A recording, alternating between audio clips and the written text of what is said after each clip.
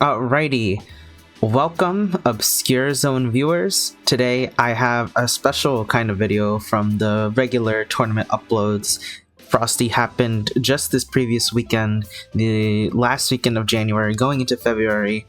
Very exciting just event for fighting games in general. There was a whole bunch of exciting turnouts and just a lot of people entering it in general. Overall great event from both what I attended and I think maybe like what other people would say. A few hiccups, a few memorable, dangerous things occurring over there that that are to be remembered for sure. I feel bad for any of the organizers that happened over there. But I am going to be interviewing our Melty Blood TYPE LUMINA winner that happened this weekend, ScrawtVermillion. Everyone knows Scrawt within the community. Long-time veteran of just Melty Blood in general and fighting games. So firstly, congratulations again. I know I said it over the weekend when I saw you over there, but I mean, yeah, congrats. How is that feeling? Like, you got another trophy. Thank you first. Well, it feels great because 2025 was a weird year for me, right? Where I only brought home, I know it sounds like we're first world problems, so at first I apologize. I only brought home one trophy, and it wasn't even a Melty Blood trophy, it was for Street Fighter. So that felt really weird when I do my checkout for the year, like, oh, how did I do for the year? What were my placings? Obviously, I kind of knew that was going to be my 2025, right? Trying to focus on another game, not really like training for TYPE LUMINA. And people picking it up. You know, it's not as simple as me as saying, oh, I can just like stick with what I currently have, right? People like figure out what I'm doing, and you know, realistically, I have to keep up. But so it was a tough year in that. And Frosty's also even when I was active, it was also a weird tournament for me, right? Because 2024 was a good year for me, where I won almost everything except Frosty. I got second on that one. So, and then last year also I didn't win Frosty, so it was like a 2-year. So it was pretty nice to get a run back on that, and it was good because honestly coming in I didn't really feel anything. Like I felt good for the tournament. Felt like my prep was pretty good, and my new strategies, my new way to look at fighting games were working. But I didn't put a goal. I didn't say I'm gonna win. I said I'm gonna come in, I'm gonna see what I do, right? And based on that, we're gonna prepare for the next challenge. That's so overall, I'm pretty happy it worked out.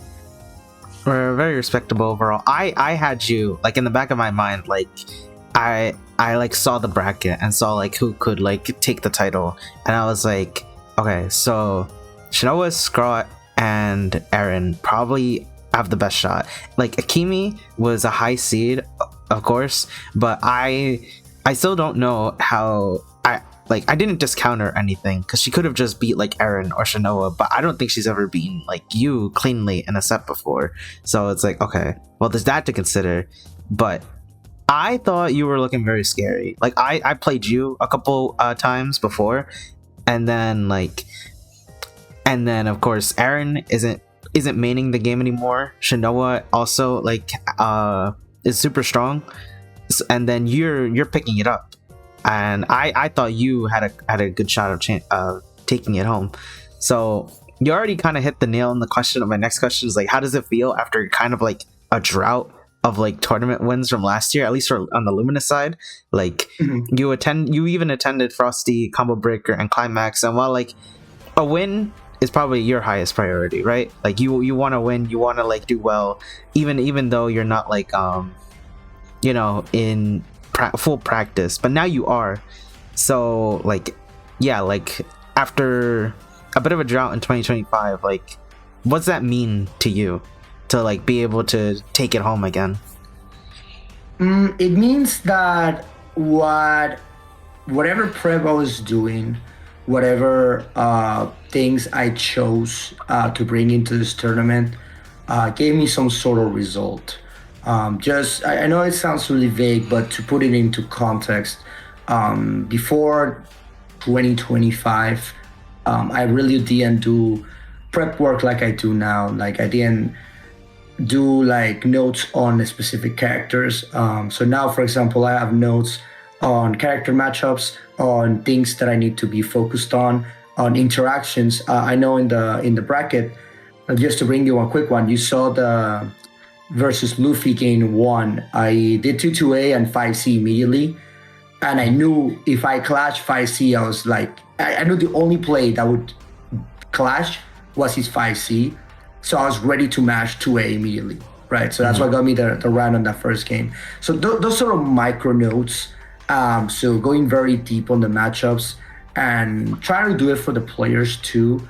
I didn't really do it much for this tournament. I did more for Street Fighter. Here, just having an understanding of those micro situations means a lot. So to me, it means that whatever prep work I'm doing, it's working. I think I'm tackling the game, tackling the problems that I need to solve to get the wins in a different approach, more relaxed, less trying to throw myself out and see what works, and frustrated with myself, and actually I'm trying to be more peaceful about it this way. Right. So like, what changes specifically have you made going into this tournament in comparison to last year? Oh my, I feel like a different fighting game player. So if you look at I want to say the 2024 set with Aaron, I think this like explains it perfectly. I didn't have a sense of timings. I would always press on similar times, like at the same time. I wouldn't press, or I would present an option. Right, like I would go for the low, for the overhead, the command grab, around the same option. So Aaron kind of caught foot on that and started DPing, and then I felt like I was guessing on my mix-ups, and they used that to, for example, start mashing and make me fear more, right? So at that point, my mental was super weak on that. And the big thing I learned through my time in Street Fighter is just the understanding of timings.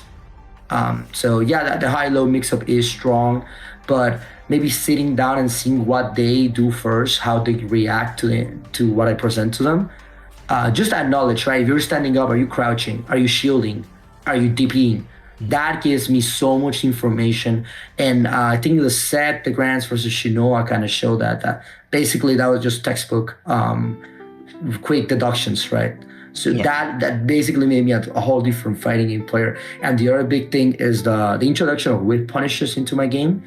And I think that is something that Melty did not teach me, especially like my character coming from actors again, and my characters in TYPE LUMINA. They hold forward a lot. They want to be in your face always. Like Sion in actors again, she's very stubby normal. So I never understood the concept of whiffing your button, whiff punishing your buttons. I would use my mobility to get in on you, right? But in TYPE LUMINA, for example, with Coma, you can use your buttons since he's so slow. I was hitting myself with a brick wall, right? It will be something with like the PCO matchup, where I was trying to run at her over and over and over, and I kept getting hit. And at that time, maybe I was just stuck in a box. I just needed a different perspective. Being able to think, hey, maybe holding back is fine too. Maybe that is okay sometimes. That is open a whole new dimension on how I approach Melty. So yeah, definitely feel like a different player. Right. That's something I always think is kind of strong. Like if you just relax like a little, just like even just a small bit, and like just a random round or whatever, you see what they do, right? And most of the time, they will do something that like just is like an error, just like a small error, and it'll stack up eventually. And then you use that little moment. You press like one Coma 6BC, and then you're winning the round or something like that. You make one super jump movement over, then you're winning the round, and then it's a snowballs from there. So on to the next turn. So you're practicing the game again for a certain big event coming up, EVO Japan, which was a wild announcement to happen in the first place. I did not think Lumina was getting a main stage chance at any EVO again, let alone Japan, who has probably like a billion other games that like they could prioritize over on that stage. So tell me about EVO Japan. Do you think you can win? Is it like, I know like you won an EVO bracket, the side bracket in 2024, but still it wasn't the main title for Lumina. So I think you're really gunning for this. Tell me how that is for you. Yeah, I can tell you a fun side story about that. Yeah, so when TYPE LUMINA got announced at EVO Japan, I had maybe like a crisis in myself for like a day and a half, where I was like, do I go? Do I not go? Do I focus on Street Fighter? Like, this is the world telling me, hey, Scrawt, this is it. Are you committed to only playing Street Fighter, or would you try to get the title you did not get, the one title you missed? So I fought with myself for a day, and then my mom was like, oh, so you're going, right? Like, she already knew my answer. She was like, oh, you're going to Japan, right? I was like, oh, yeah, I guess so. Kind of already knew like what was gonna be the end point of that. Yeah, just to answer that, it's definitely like a hit nobody expected, right? It came out of nowhere. And now I look at it as, is the world giving me another chance? And in life, you don't get those that often. So you gotta take every opportunity you have. I think coming into this bracket, I do feel good. Obviously in the community showcase, I think they're called the EVO community showcases, which is like their glorified side brackets. It's like one of the main games that didn't fit into the main game sort of deal. Mm-hmm. That one had very strong players. Like you had Coin, which was the EVO Japan champ at the time. Mm-hmm. You had so I had a couple like strong players. I was meeting him, and obviously very strong. People I really like enjoy fighting. So I felt really very good with the win. It's not like it was like a fluke or anything like that. Yeah, of course. So I'm very proud of it, and I always say like, oh, at least I won an EVO. It's obviously not the big ones that I wish I would have won on the other 2 years, but it meant something to me. It was important at the time. This one to me is it's not about finishing the story, so to speak.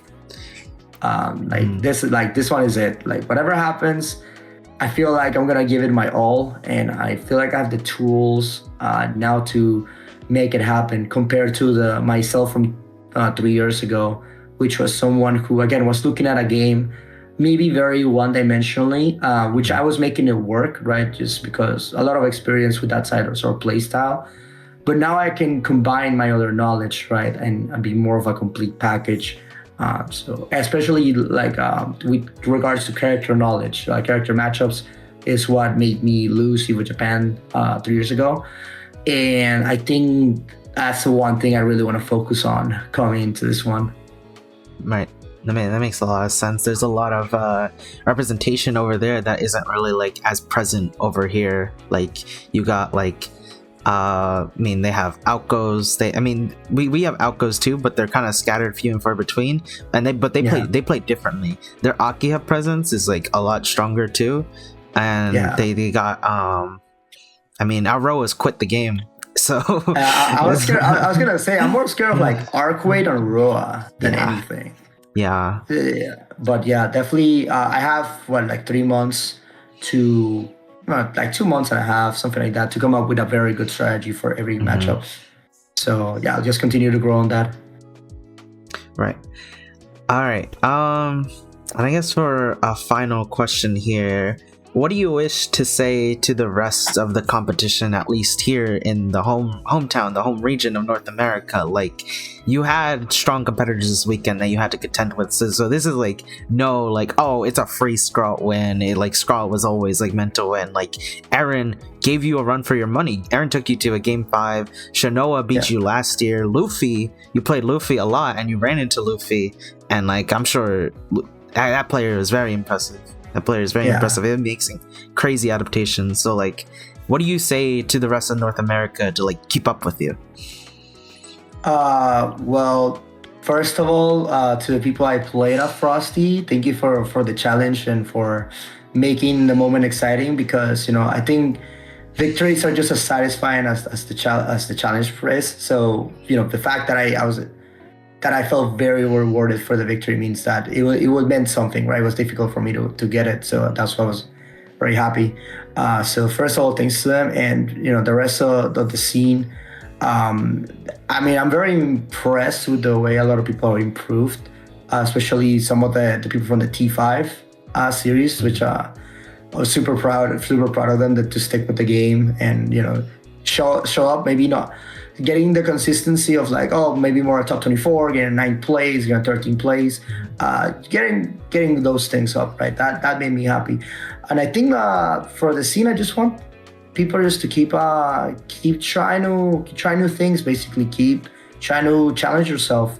I think one thing that can be frustrating about a game like this that may not have as much of a presence is that you feel like you're stuck in a box where like I can't touch the next player. Like I can only play with these people because these other people like basically don't let me play the game, so to speak. I get that, yeah. And that can be frustrating. But instead of thinking about it as limiting yourself, think about it as what are they doing that I'm not doing? Like nobody's invincible and they're not better. Like they're not more than you, right? Like you can get there. So try to understand next time you play someone, lose to someone like that, you can ask them to try to ask concise questions. Not any. If you ask any tips, question mark to me, I honestly don't know what I'm gonna answer you. I'll say like lock in or something like that. Like, right. But if you ask, oh, why? How do you do this clash interaction? Why do you do this on a clash interaction? Or how do I fight this block string that you were doing? Or how do I deal with it? You know, more precise questions, then you can get better feedback. So I think it's just very important. Just be curious. Like never think of, oh, I just lose when this thing happens. Because in this game in particular, I think everything has a solution. Some are more painful than others, like Rekaoki from Coma. Some are more painful than others, but you know, there's always something you can do. I agree. The game gives you a lot of chances, and the beautiful thing about fighting games is like in comparison to like our like team games or something, there are like a lot of resources that you build up throughout the game, but when fighting game, health is the resource, meter is the resource, and you can always make a perfect from any health point, like no matter what. That's a cool thing. All right, I think we're going to wrap it up with that. If you have any other special shout outs or whatever, I mean, go for it. No, just shout out to you for keeping the scene running. I see what you do with everything, and very nice to see. Shout out to my girlfriend, which was my manager through the whole bracket. She was the one communicating with Paragon with he's gonna be at this station, taking pictures, being very supportive. So very nice to see that. And shout outs to my team, Paragon, for always believing me and my starting career shifts with games. You know, definitely wasn't on the contract, but they took it 100% and they've been very supportive. So not every team does that, and it means a lot. So yeah, just that, play TYPE LUMINA. It's a really fun game, and we'll see what happens after EVO Japan. Maybe there's something coming. That's exciting. Right, alrighty. Thank you again, Scrawt. Thank you to whoever is watching out there. This will be up on YouTube at some point. I will get to it. I am very busy as well, but I do want to get this out within maybe 4 days, minimum or something. Alrighty. Yeah, thank you again. We'll see you for another one.